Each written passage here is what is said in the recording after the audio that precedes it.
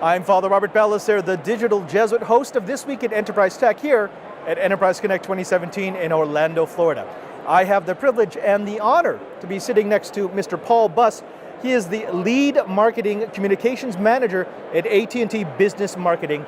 Paul, thank you very much for spending time with us. Thanks for having us, yeah. Now, last year, AT&T made quite the splash by announcing Collaborate. It was your opportunity to get out there, to get partners into a new way of thinking about how you deploy. Can you give us an update on how Collaborate's doing? Yeah, it was great. We were here last year and announced AT&T Collaborate is open for business, and have been scaling it for the last year. And it really has been a strategic move on our behalf to move many of our different hosted platforms into one.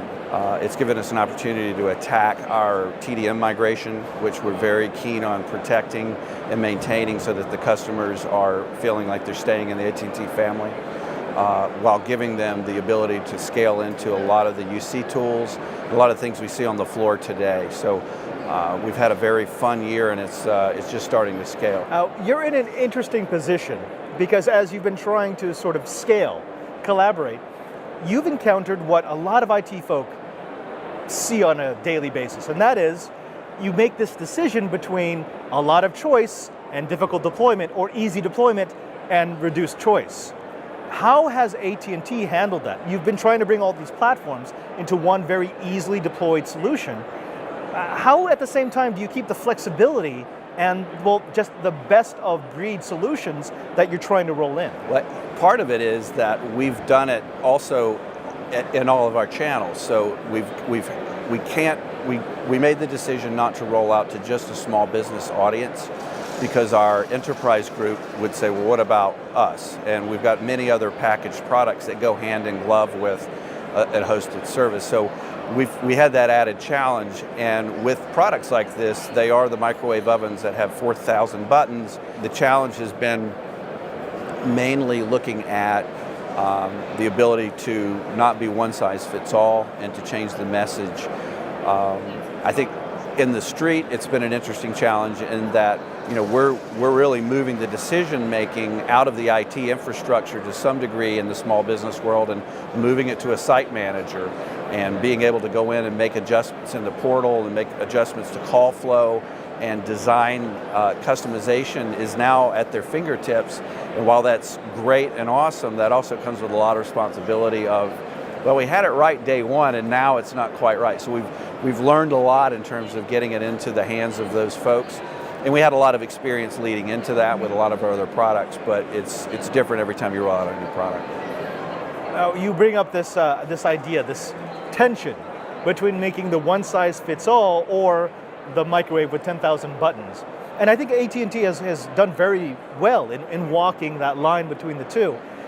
I think part of that solution has been in the partners that you reach out to, in the entities that you bring into the solution. How has AT&T been approaching that? Who do you decide has the feature set or the experience that you want to work with? Well, I think first we try to leverage our internal assets as much as possible for a multitude of reasons. Mainly because a lot of the advantage we have is that the interconnectivity of this over-the-top product, it's going into our MPLS network. So those customers that have our AVPN service, it's an enablement point that out of the box it's ready to go. Now you don't have to buy it as a bundle, you can buy it however you'd like. It is an over-the-top offering, but we had to solve for that day one. If there are enablement points for combinations mid-market for a particular vertical, we need to speak to that and turn off a lot of the combination features that we typically offer, rather than just throwing everything out there and letting them have at it. So the features are typically all there, it's just how we're presenting them in the marketplace.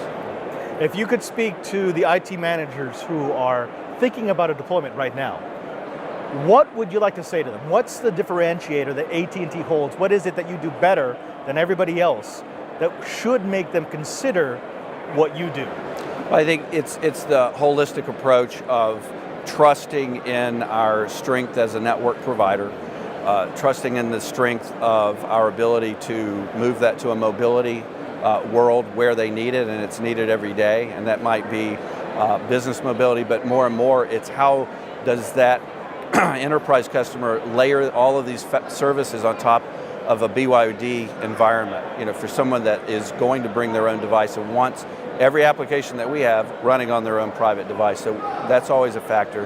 And then security is another big one. So whether it's security of our IoT products or security of the transport or SIP encryption, they're looking to us to make sure that all of that is protected, and that has now transcended just voice, but it's also video.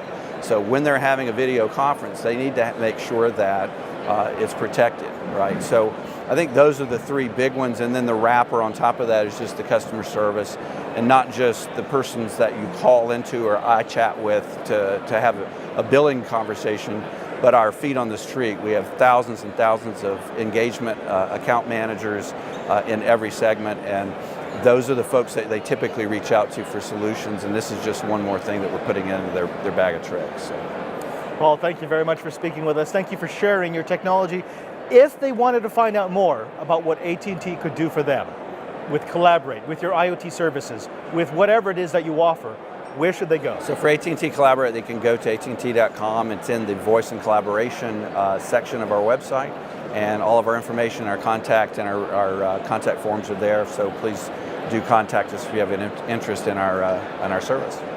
Paul Buss, thank you very much for your time, and thank you for watching. Stay tapped because we've got plenty more from Enterprise Connect 2017.